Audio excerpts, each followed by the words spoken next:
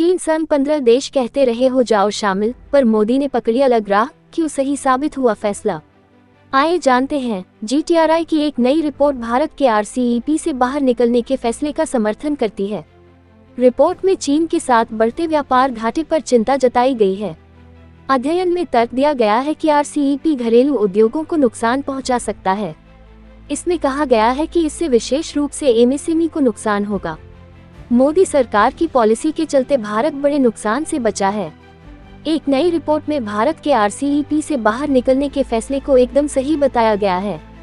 Global trade research initiative GTRI की report में यह बात कही गई है। उसने बताया है कि इस ट्रेड ग्रुप में शामिल होने से भारत का व्यापार घाटा बढ़ सकता था। ऐसा खासतौर से चीन के साथ हो सकता था।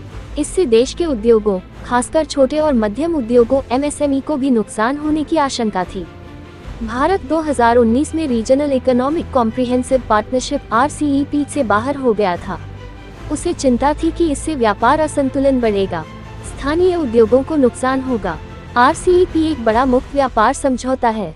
इसमें 10 ASEAN देश और 6 व्यापारिक भागीदार चीन, जापान, दक्षिण कोरिया, ऑस्ट्रेलिया, न्यूजीलैंड और भारत, जो शामिल नहीं हुआ, शामिल हैं। ये देश मिलकर दुनिया की 30% GDP और दुनिया की आधी आबादी का प्रतिनिधित्व करते हैं।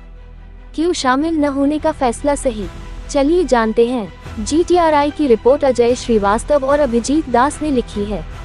इसमें कहा गया है कि भारत के व्यापार और ढांचागत चुनौतियों के कारण उसे RCEP में शामिल नहीं होना चाहिए।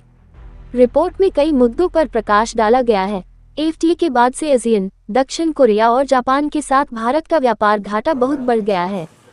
2007-09 और 2020-22 के बीच ASEAN के साथ ये 302.9%, दक्षिण कोरिया के साथ 164.1% और जापान के साथ 138.2% बढ़ा है।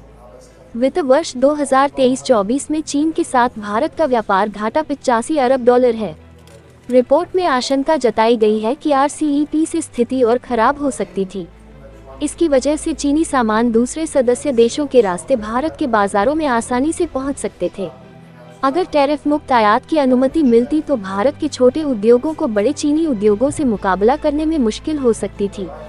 इससे घरेलू उद्योगों को नुकसान हो सकता था। भारत का RCEP के 15 देशों में से 13 के साथ पहले से ही FTA है। ये देश न्यूजीलैंड और चीन को छोड़कर हैं। रिपोर्ट में तर्क दिया गया है कि इससे निर्यात के नए अवसर बहुत कम मिलते, क्योंकि पिछले 5 वर्षों में चीन को भारतीय निर्यात में गिरावट आई है। GTRI की स्टडी उन दावों को चुनौती देती है जो कहते हैं कि RCEP में शामिल होने से भारत को ग्लोबल वैल्यू चेन GVC में शामिल होने में मदद मिलती। ASEAN, जापान और दक्षिण कोरिया के साथ लंबे समय से FTA होने के बावजूद भारत GVC में एक बड़े खिलाड़ी के रूप में उभर नहीं पाया है। इसकी वजह धीमा पोर्ट क्लियरेंस और ease of doing business ranking कम होना जैसे मुद्दे हैं। नीति आयोग के CEO BVR सुब्रमण्यम ने हाल ही में सुझाव दिया था कि भारत को बड़े व्यापार क्षेत्रों तक पहुंचने के लिए RCEP में शामिल होने पर फिर से विचार करना चाहिए। हालांकि रिपोर्ट में जोर देकर कहा गया है कि ये फायदे जोखिमों से ज़्यादा नहीं हो सकते हैं, खासकर कृषि और MSME जैसे कमजोर क्षेत्रों के लिए। ये स्टडी FTA और बढ़े हुए प्रत्यक्ष विदेशी निवेश FDI के बीच संबंधों के बारे में मिलजुले साक्ष्य भी दिखाती है। FDI को अक्सर RCEP में शामिल होने का एक बड़ा कारण बताया जाता है।